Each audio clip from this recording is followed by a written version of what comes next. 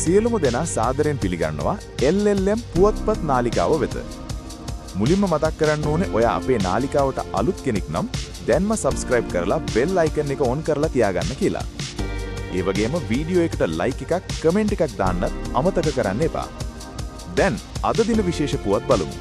පුද්ගලයෙකුට ගිනි අවියක් තබා මරණ තර්ජනය කර පහර දීමේ සිද්ධියක් සම්බන්ධයෙන් බියගම ප්‍රාදේශීය සභාවේ වත්මන් මන්ත්‍රීවරයෙකු සහ හිටපු මන්ත්‍රීවරයෙකු ඇතුළු පුද්ගලයන් 4 දෙනෙකු රක්ෂිත බන්ධනාගාරගත කිරීමට මහර අධිකරණය නියෝග කළේය. මෙම සිද්ධිය මාකොළ ප්‍රදේශයේදී සිදු වී ඇති බව පොලිසිය සඳහන් කරයි. නාවලපිටිය මහනුවර ප්‍රධාන මාර්ගයේ යලි විවෘත කිරීමත් සමග කොත්මලේ ජලාශ වේල්ල මතින් වාහන ධාවනය කිරීමට ලබා දී තිබූ අවසරය ඊයේ සිට සීමා කර ඇත. අවසර ලබා ඇති වාහන සඳහා පමණක් ධාවනයට ඉඩ දෙන බව ජලාශ කාර්යභාර ඉංජිනේරු අනුර සෙනවිරත්න මහතා පැවසිය. හෝමාගම ආටිගල ප්‍රදේශයේ ගම් වතුරෙන් පීඩාවට පත් පවුල් 1400කට තායිවානයේ සුචි බෞද්ධ සහන සේවා පදනම විසින් වියලි ආහාර පාර්ශල බෙදා දීම සිදු කෙරුණි.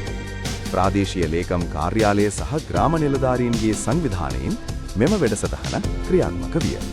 අයහපත් කාලගුණයෙන් හානි වූ බදුල්ල දිස්ත්‍රික්කයේ වාරි පද්ධති පිළිසකර කිරීම සඳහා දිට්වා පරදන ධෛර්යයේ මහා වාරි මෙහෙයුම යටතේ ජාතික භික්ෂු පෙරමුණේ භික්ෂූන් වහන්සේලා එක් වූහ. මෙම මෙහෙයුමට සිවිල් ආරක්ෂක දෙපාර්තමේන්තුව සහ ගොවි සංවිධානද සහභාගී වූහ. තායිලන්තයෙන් කුෂ්ම ද්‍රව්‍ය මෙරටට ගෙන්වා නිවසේ සංගවා තිබූ බවට සැක කෙරෙන ප්‍රධාන මත්ද්‍රව්‍ය ජාවාරම්කරුවෙක් කටුනායකයේදී අත්අඩංගුවට ගෙන ඇත.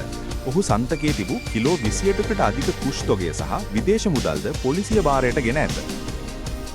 IPL ක්‍රීඩක වෙන්දේසියේදී ශ්‍රී ලංකා වේගපන්දු යවන මතීෂ පතිරණ ඉන්දියානු රුපියල් කෝටි 18කට කොල්කතා කණ්ඩායම විසින් මිලදී ගෙන ඇත. එය ශ්‍රී ලංකා රුපියල් කෝටි 61කට ආසන්න මුදලක් වේ. ඉන්දියාව සමග පැවැත්වෙන T20 තරගාවලිය සඳහා චමරි අතපත්තුගේ නායකත්වයෙන් යුත් ක්‍රීඩිකාවන් 15 දෙනෙකුගෙන් සමන්විත ශ්‍රී ලංකා කාන්තා කණ්ඩායම නම් කර ඇත. නවක ක්‍රීඩිකාවන්ට අවස්ථා ලබා දීම මෙම තරගාවලියේ ප්‍රධාන අරමුණ බව සඳහන් වේ. ශ්‍රී ලංකා නිදහස් පක්ෂයේ විධායක සභාව කැඳවීම විවස්ථා උල්ලංඝනයක් බව පාර්ලිමේන්තු මන්ත්‍රී දයාසිරි ජයසේකර මහතා පවසයි. අධිකරණ තීන්දුව අනුව ඉදිරි දිනවල පක්ෂයේ නායකත්වය පිළිබඳ වැදගත් තීරණයක් බලාපොරොත්තු වන බවද ඔහු සඳහන් කළේය.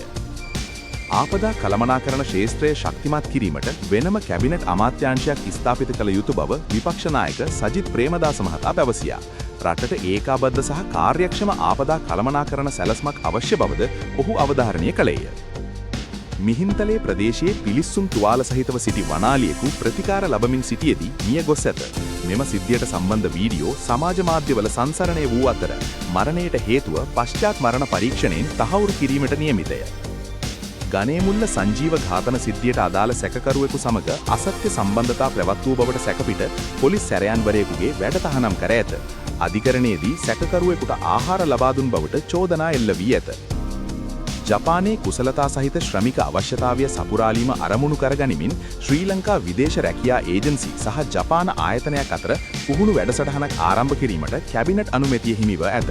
මෙම වැඩසටහන යටතේ තාක්ෂණික හා භාෂා පුහුණුව ලබා දෙනු ඇත. හෙට දිනයේ පුවත් බැලීමට subscribe කරලා bell icon එක on කරලා තියාගන්න.